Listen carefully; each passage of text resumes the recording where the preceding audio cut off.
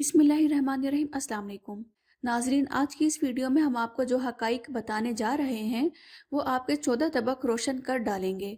अब अगर मैं कहूँ कि आप में से बहुत से लोग सल्तनत उस्मानिया के हामी हैं और दोबारा से एक ताकतवर इस्लामी रियासत को बनते हुए देखना चाहते हैं, तो यकीनन ये गलत नहीं होगा। लेकिन अगर मैं गलत हूँ तो फिर आप सब भी हमें ये ज़रूर बता सकते हैं कि आप सब भी खिलाफत उस्मानिया के हामी हैं या नहीं, और क्या आप दोबारा से मुसलमानों की खिलाफत कायम होते हुए देखना चाहते हैं या नहीं।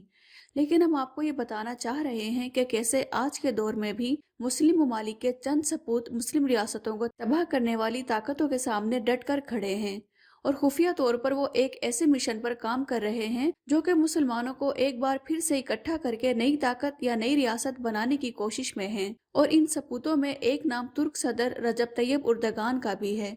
इनकी खिलाफत उस्मानिया के साथ मोहब्बत का इस बात से अंदाज़ा लगाया जा सकता है कि उन्होंने नई नस्ल को अपनी तारीख को याद रखने की गर्ज से अर्तुगरुल गाजी और उस्मान गाजी के नाम से ऐसी तारीखी सीरीज बना डाली हैं जिन्होंने दुनिया को हिलाकर रख दिया।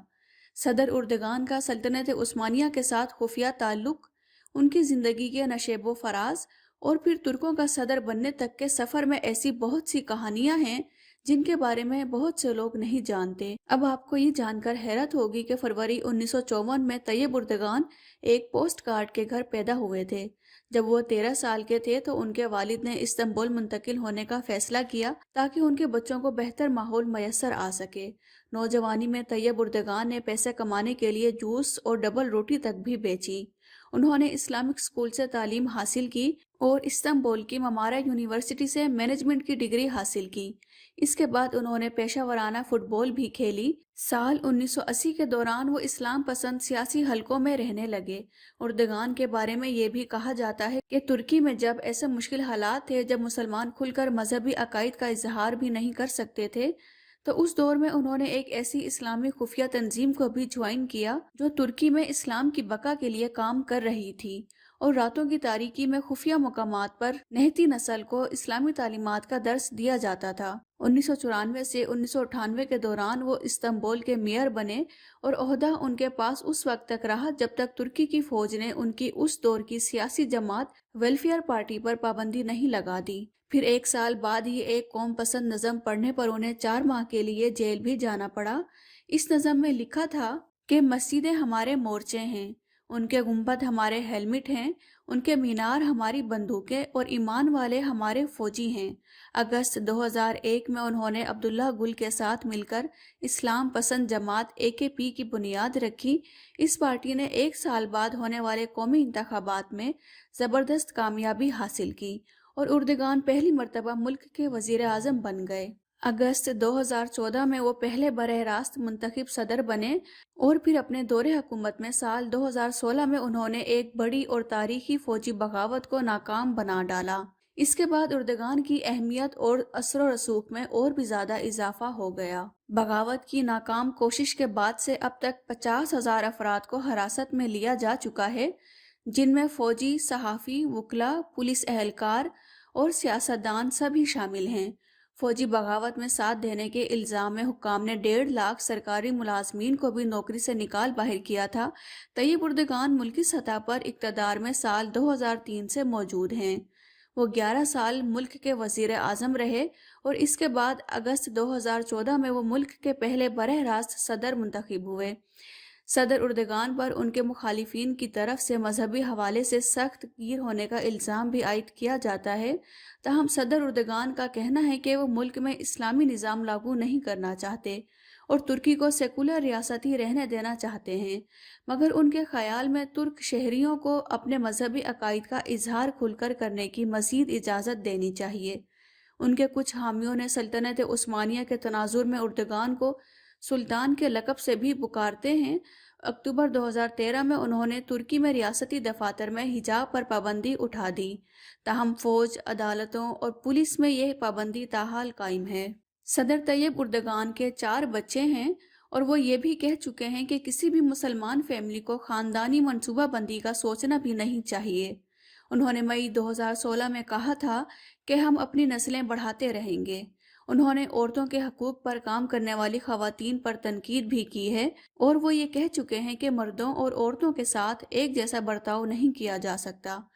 صدر اردگان کی جانب سے اسلام پسندوں اور ان کی تحریکوں جیسا کہ مصر میں اخوان المسلمین کی حمایت کرنے کا سلسلہ کافی پرانا ہے۔ جولائی 2020 میں انہوں نے آیا صوفیہ کو ایک مسجد قرار دے کر بہت سے مسیحی افراد کو ناراض کیا تھا۔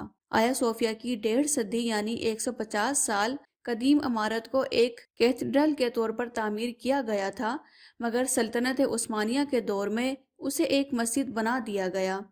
بعد ازاں ترکی کے بانی کمال اتا ترک نے اسے ایک میوزیم میں تبدیل کر کے ترکی کو ایک سیکولر ملک قرار دینے کی کوشش کی۔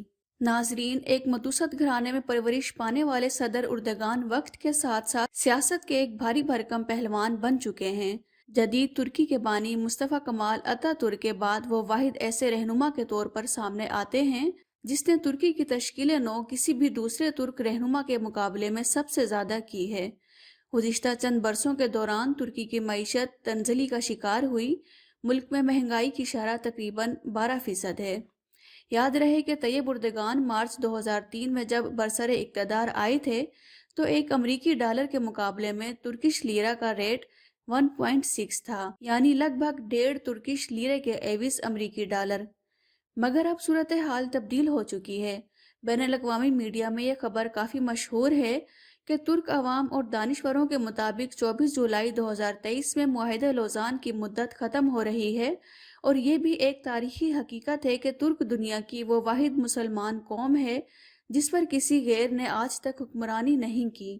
ترکوں نے سخت ترین پابندیوں کے باوجود غیر کے آگے ہاتھ نہیں پھیلایا اور اپنے کم وسائل میں ترقی کا سفر جاری و ساری رکھا، جس کا نتیجہ یہ ہے کہ چند سالوں میں ترقی خود بول رہی ہے۔ صدر اردگان کے دور حکومت میں ترکی معاشی طور پر ابھرتا ہوا ملک ثابت ہو رہا ہے، جس کی سب سے بڑی نشانی ترک صدر نے IMF کا تمام قرض ختم کر کے اسے عالمی معاشی چنگل سے باہر نکال کیا ہے۔ طیب اردگان کے دور حکومت میں کنسٹرکشن کے شعبے نے بہت ترقی کی ہے، اور اس کی سب سے بڑی مثال یہ ہے کہ ہر ترک کو گھر دینے کے خواب کا انہوں نے کنسٹرکشن کے شعبے سے ہی آغاز کیا اور کم و بیش 30 لاکھ گھر تعمیر کیے۔ ترک آرمی نیٹو کی دوسری بڑی آرمی ہے۔ اب اسے 2023 کی آمد کی تیاریاں کہہ لیں یا کچھ اور، مگر حقیقت یہ ہے کہ ترکی پابندیوں سے آزادی حاصل کرنے کے لیے 100% تیار دکھائی دیتا ہے۔ لیکن ناظرین، یہاں پر اس حوالے سے صورتحال ہم آپ سب کے لیے بھی لے کر آئے ہیں، اور وہ یہ ہے کہ یہ بات تو واضح ہے کہ مسلم ممالک میں اس وقت صدر اردگان سب سے زیادہ مضبوط رہنما دکھائی دیتے ہیں۔ تو ان حالات کو دیکھتے ہوئے آپ کے خیال میں اردگان کو نئے اسلامی اصلاحات کا اعلان کر دینا چاہیے یا نہیں؟ ہمیں اپنی رائے ضرور دیجیے گا کہ اردگان کی کمان میں تمام اسلامی ممالک کو اکٹھے ہو کر ایک نیا اتحاد قائم کرنا چاہیے یا نہیں؟ آپ کے جواب کا ہمیں انتظار رہے گا، لیکن اسی کے ساتھ ویڈیو کو ایک لائک دینا اور چینل کو سبسکرائب کرنا مت بھولیے گا۔ آپ سے ملتے ہیں اگلی ویڈیو میں، تب تک اپنا خیال رکھیے گا۔ اللہ حافظ۔